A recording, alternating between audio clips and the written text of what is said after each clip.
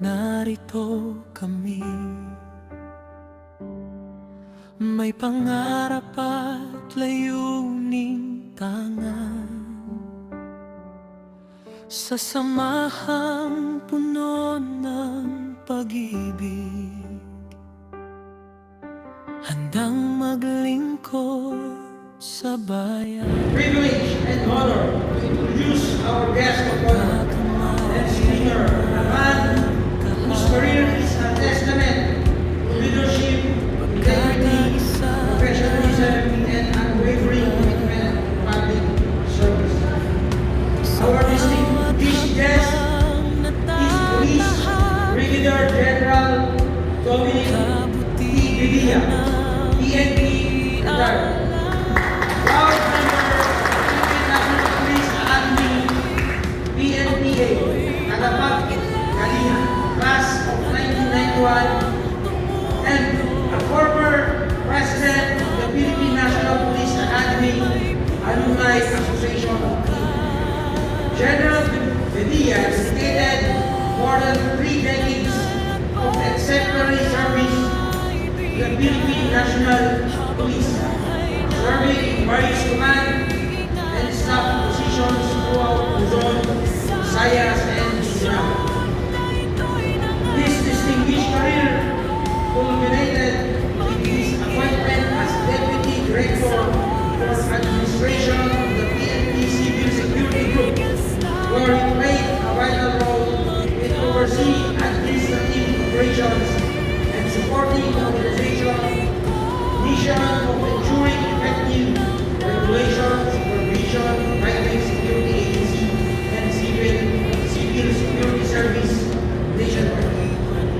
Beyond his remarkable service in the PNP, Brigadier General Vidilla also represents the Philippines in several United Nations peacekeeping missions in Kosovo, Sudan, and Timor-Leste, demonstrating his commitment to peace, security, and international cooperation. A recipient of numerous awards, commendations, and recognitions, he is widely respected as an exceptional leader, mentor, and public servant whose legacy continues to inspire future generations of law enforcement professionals. His life defines the values of honor, service, leadership, and brotherhood, the very principle that unite us as people.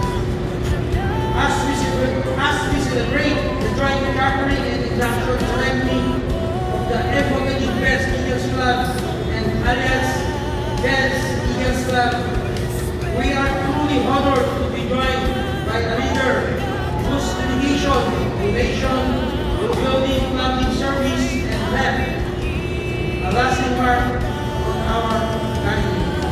Mga kuya, ate, and bunso, please join me in giving a warm and enthusiastic welcome to our guest of honor and speaker, Police Brigadier General Dominic Vidilla, PNP retired.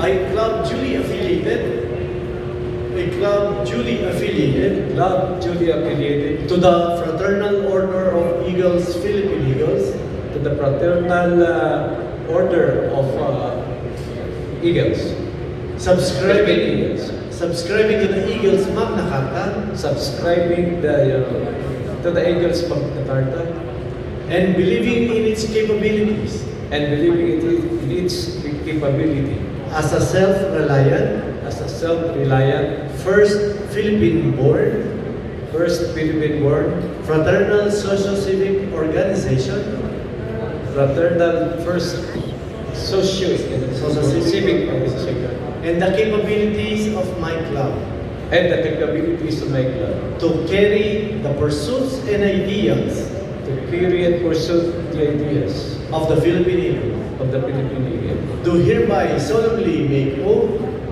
Do hereby solemnly make oath that I shall defend and uphold that I shall defend and uphold at all times at all times the Eagles Magna Carta, the Eagles Magna Carta, as well as all laws, as well as all laws, rules, and regulations rules, and regulations duly promulgated duly promulgated by the Philippine Eagles by the Philippine Eagles and by my club.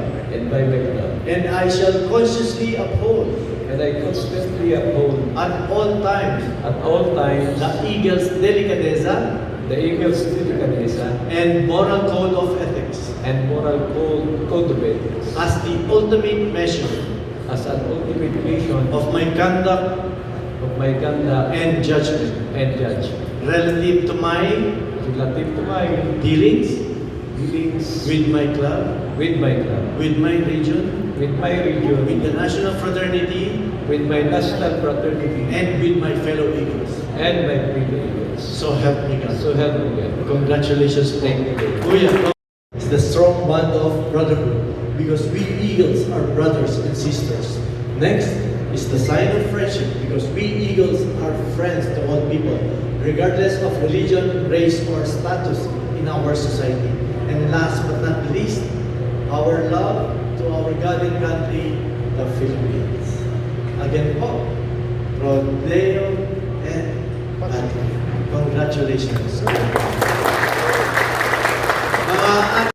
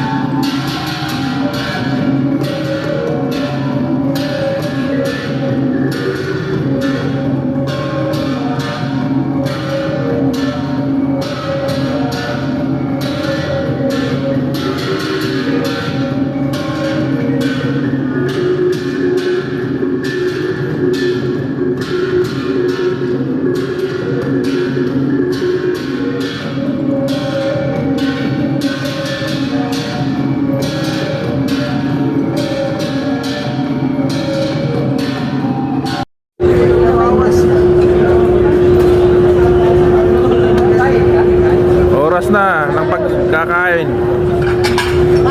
Oh,